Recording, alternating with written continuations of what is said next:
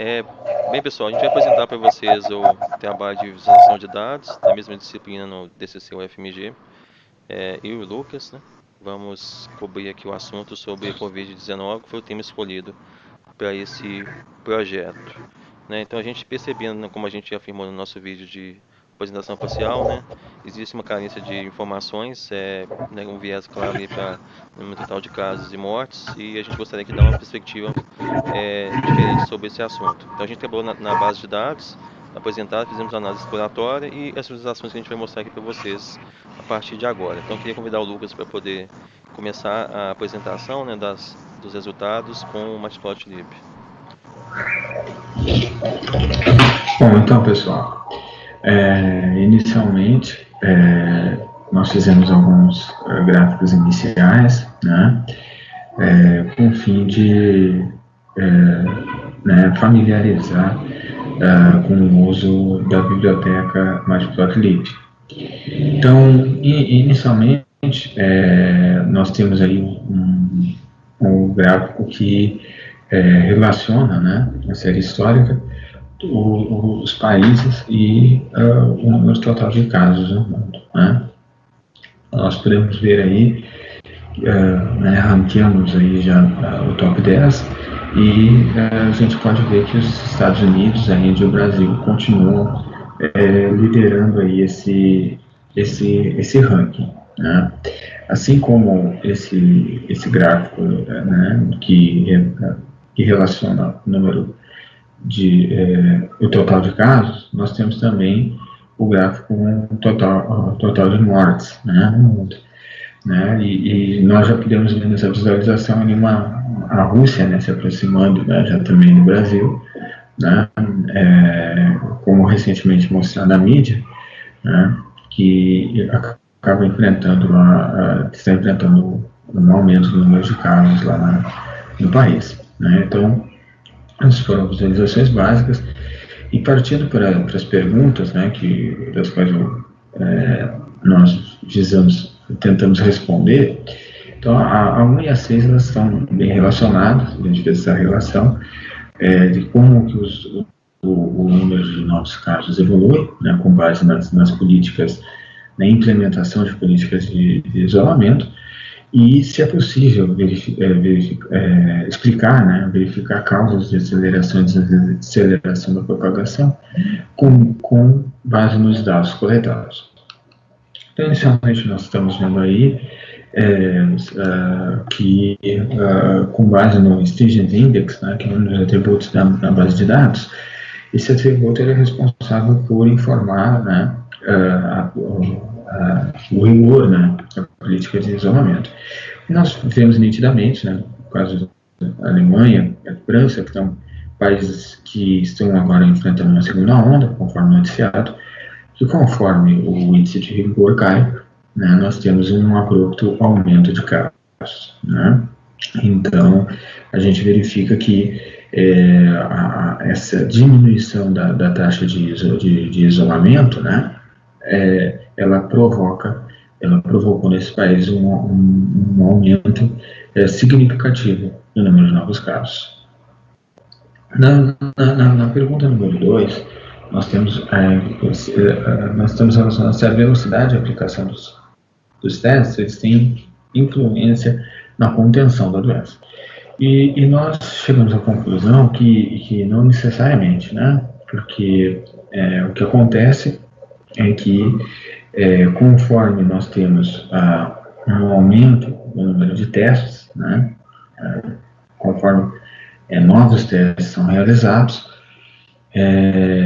eles não influenciam diretamente na contenção da doença, mas eles podem revelar aí uma informação importante, né, que é o número de novos casos, né, e isso permitir ao governo local poder aplicar, né, mais medidas, né. Então, o número de testes associado com o Stringent Index, ele proporciona aí sim essa contenção, né, ele pode ir na contenção da pandemia.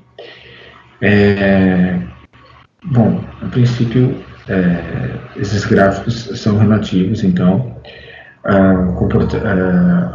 às visualizações do Matplotlib. Né? E agora eu passo a palavra para o colega Edilson, que ele vai apresentar um pouco das visualizações que fizemos no Plotly. Obrigado, Lucas. Bem, pessoal, esse gráfico aqui é o primeiro que a gente fez, ainda no contexto de testes, né? A gente agrupou os dados por continente e percebemos a relação com as facetas que os testes podem apresentar, né? Então, na parte mais amarela do gráfico, né, é colorido os países que têm um rigor maior na aplicação das políticas de contenção da pandemia e as cores mais escuras com é, aqueles que têm menos rigor, né? Então a gente percebe que existe aqui uma dominância em relação ao gráfico nesses países que têm um rigor maior, né? Como a gente pode ver aqui, e com representantes em cada um dos continentes. Então isso é um dado interessante, essa preocupação com os testes. E a população também socialmente ativa foi a terceira pergunta que a gente quer responder, né? Socialmente vulnerável.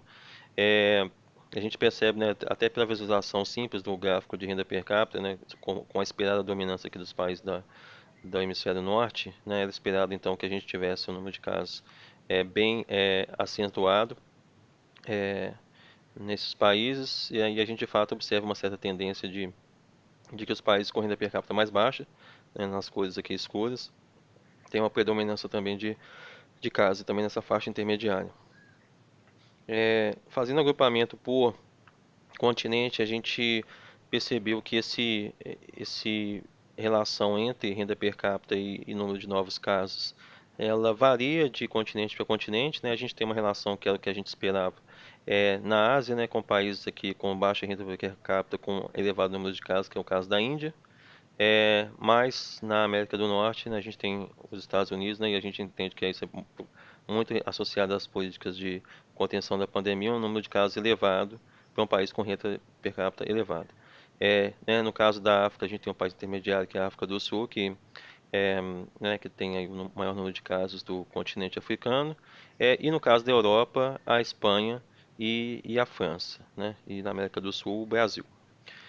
Também numa faixa aqui intermediária de GDP. Então, realmente é muito diversificado na situação de cada país. A Oceania, né, pelo baixo número de países também reportados, né, não tem nenhuma tendência em relação a esse ponto.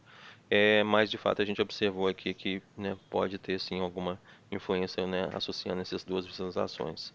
Em relação à questão que a gente quer responder, número 4, sobre os agrupamentos que ainda não foram explorados, né, a gente fez, então, uma análise de correlação, né, uma análise bivariada entre em GDP e extrema pobreza, também em GDP entre população com mais de 90 anos e também as políticas de contenção de isolamento e também de renda per capita. E a gente percebeu que existe umas tendências já esperadas, né, como por exemplo a questão da renda e também da população com mais de 65 anos, né? Isso acaba realmente países com renda per capita maiores, na população mais elevada e com destaque também para Luxemburgo, por exemplo, né, e Singapura. E a gente também percebeu aqui uma relação inversa, como esperado, de extrema pobreza e população acima de 65 anos.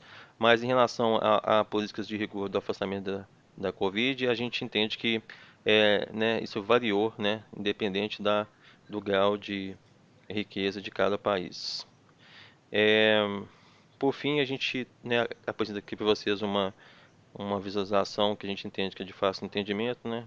Apesar da gente saber das limitações de animações, mas eu acho que para contar essa história do índice de rigor, ela é muito clara sobre isso, né? Que a gente vê que no princípio da pandemia, né, existia um certo patamar de políticas de isolamento e eles vão aumentando, né? E também não só em relação à intensidade, mas em relação à geografia, né? À medida que a pandemia também avança e depois de um certo tempo elas começam a relaxar. Então, a gente entende que isso é muito reflexo do que a gente tem visto, né? Sobre também o aumento de números de casos recente com países relaxando as suas políticas de rigor em relação à pandemia. Por fim, eu gostaria de agradecer à professora doutora Ricardo Minatti por essa oportunidade, para o meu amigo Lucas também pela elaboração desse trabalho em conjunto, e que a gente entende que, né, se buscou, através desse trabalho, apresentar visualizações complementares ao que já está disponível no domínio público, e sempre com uma possibilidade, né, de ter uma visibilidade maior para a população. E também a gente entende que análises complementares podem ser exploradas e desenvolvidas com base nessa mesma base de dados e que outras questões também de interesse público possam ser levantadas e respondidas com os dados. Bem, pessoal, muito obrigado. Lucas? Então, pessoal, também agradeço aí os colegas que assistiram o vídeo, né? A professora Raquel, né, pela oportunidade de nós podermos aí aprofundar os conhecimentos da disciplina nesse projeto, e o colega Edilson pela parceria aí ao longo da elaboração do trabalho. Em princípio é isso. Até. Até, pessoal. Obrigado.